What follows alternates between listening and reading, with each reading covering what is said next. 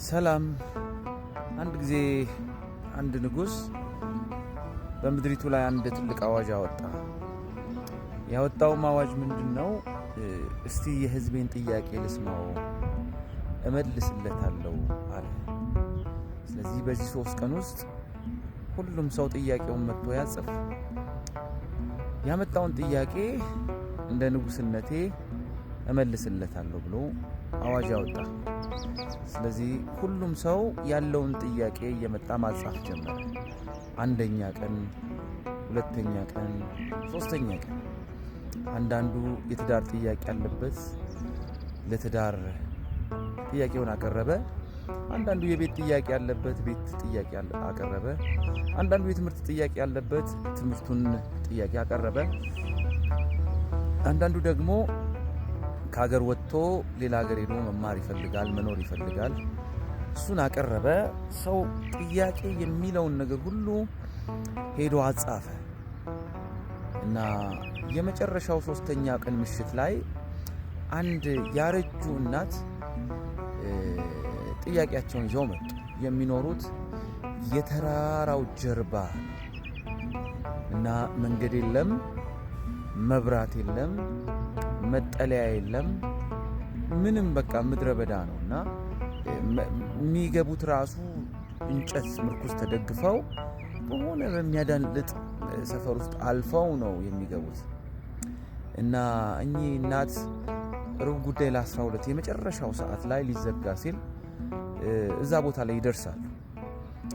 እኛ አሮጊት መጡ አሏቸው። በሉ ለርሶ ከተማ ውስጥ ጥሩ ቤት ነው የምንጽፍልዎት አሏቸው እና እኚህ እናት ቁጭ ካሉ በኋላ በቃ እዚህ መሀል ከተማ ላይ ከዛ ከተራራው ከዛ ከጫካ ብቻዎትን ከሚኖሩበት ጥሩ ቤት እንጽፉልዎታለን አሏቸው። አይ እኔ እሱን አይደለም የምፈልገው፣ እኔ የምፈልገው አሉኝ እናት ንጉሱ ራሱ ቤቴ እንዲመጣ ነው።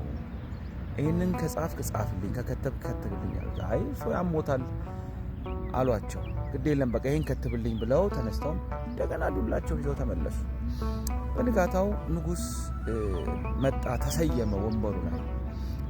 እስቲ የህዝቤን ጥያቄ ልስማው አለ ንጉስ።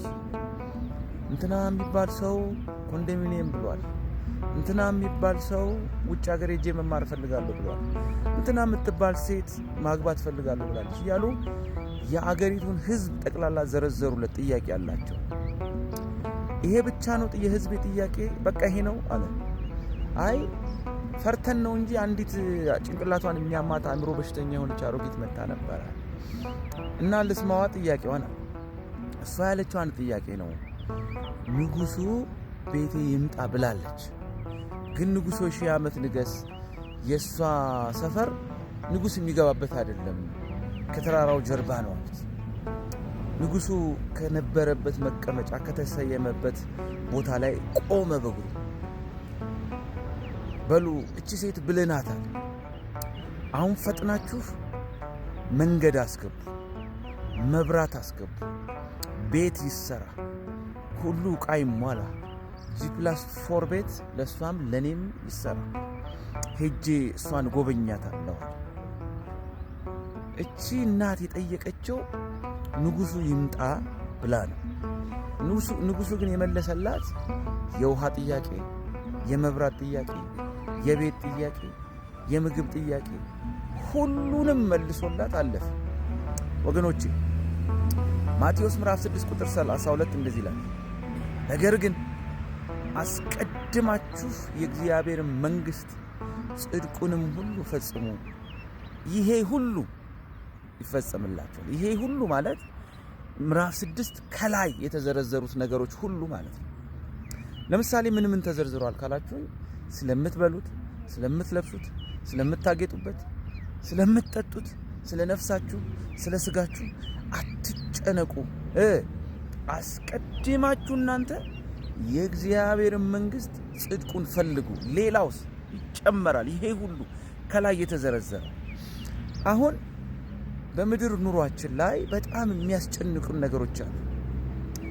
መብላት፣ መጠጣት፣ መኖር፣ መጠለያ ምናምን የሚባሉ ነገሮች አሉ። ስለነዚህ ማሰብ መልካም ነው፣ አታስቡ አልተባለም። ግን አስበልጣችሁ አትጨነቁ ነው። ከእግዚአብሔር ከመንግስቱ እና አስቀድማችሁ ከምንም ነገር በላይ መንግስቱን የእግዚአብሔር ነገር ራሱ እግዚአብሔርን ፈልጉት። ከዛ ጭማሪው እናንተን ፈልጎ ይመጣል። እናንተ እግዚአብሔርን ፈልጉ፣ ሌላው እናንተን ፈልጓችሁ ይመጣል ማለት ነው። ስለዚህ የተገላቢጦሽ አናድርገው። መጀመሪያ እንደ ክርስቲያን ልንፈልግ የሚገባው ራሱ እግዚአብሔርን ነው። እግዚአብሔርን ስናገኘው እግዚአብሔር ውስጥ ሁሉ ነገር አለ።